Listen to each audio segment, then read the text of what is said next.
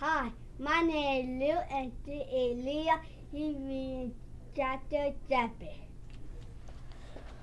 The chapter I'll be reading is called Almost Twins. When I came home from school, I couldn't wait to tell Mom about Melody, but of course she already knew about it. Mom told me how she had gone grocery shopping and was surprised to see another Asian woman doing the same thing. The woman was so happy to see another Asian person that she went up to Mom and introduced herself. Melody's parents were from Taiwan, too, so we were both Taiwanese American. Mom said she would take me over to see Melody's new house. It was fun going to Melody's house. She had the best room. One whole wall of her room was a picture of jungle animals. There was a lion staring in the grass and a monkey climbing the trees. There was even a pink flamingo. How did you get all your wall like that? I asked, impressed. It came that way, Melody said. If you look close, you can see that it's a kind of wallpaper, not painted.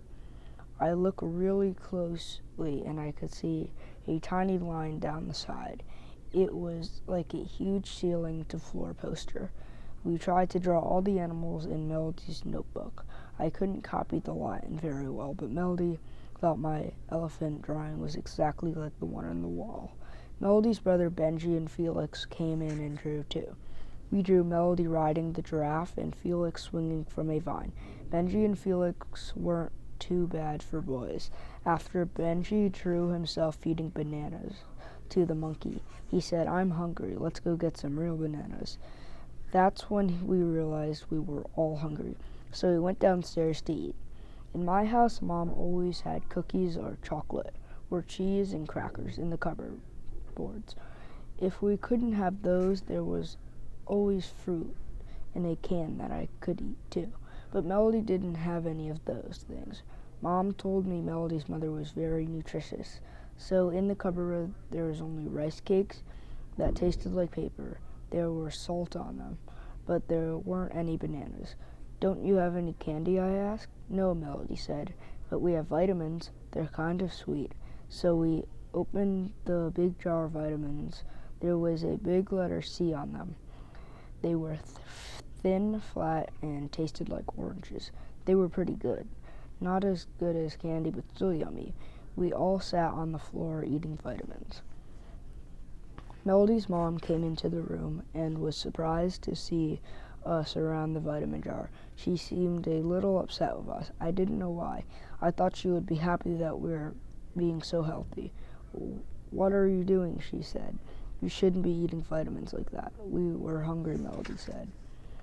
"Well, it's almost dinner time," she said. "I'll make you something better to eat. Casey, why don't you call your mother and see if you can stay over here for dinner?" I called Mom and we went back to Melody's room. "My mom called you Casey," Melody said. "Your mom and your sisters call you that too, but everyone at school calls you Grace. How come?" "Oh, I have two names," I told her, "an American name and a Chinese name." "Why don't you just call you one of them?" Melody asked. "Don't you get mixed up?" "Well," I said, "it was like this, how my name changed from Casey to Grace. On my first day of school, the teacher asked me, 'What is your name?' Right away I said Pacey Lynn. But she looked at her roster and shook her head. She said, No, no, no. You're a big girl now. You don't go by that name anymore. It says your name is Grace." I didn't understand, but I just nodded my head. I knew I shouldn't tell the teacher she was wrong, but I kept thinking she had made a mistake. Maybe the teacher had me mixed up with another girl, and I was supposed to be somewhere else. Maybe she was me and I was her. How could I find her? On the bus ride home, I asked Lissy about it. "Oh, those are our American names," Lissy told me. "They call me Beatrice. Mom and Dad gave us American and Chinese names. I thought the people at the hospital told them to when we were born." "Well, I don't want to be called Pacey," I grumbled. "Don't be stupid," Lissy said. "Pacey is too weird for everyone. They won't know how to say it. If I use Lissy, they'd say they'd ask, is that Lee-Shi or Lee-Si? And then they'd ask, why do Chinese people always have these weird names? Just let them call you Grace. I still wasn't convinced. People won't know which one is really me.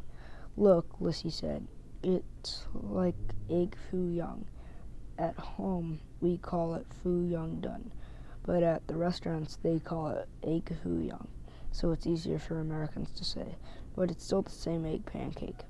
You know what you're eating when Mom gives it to you, don't you?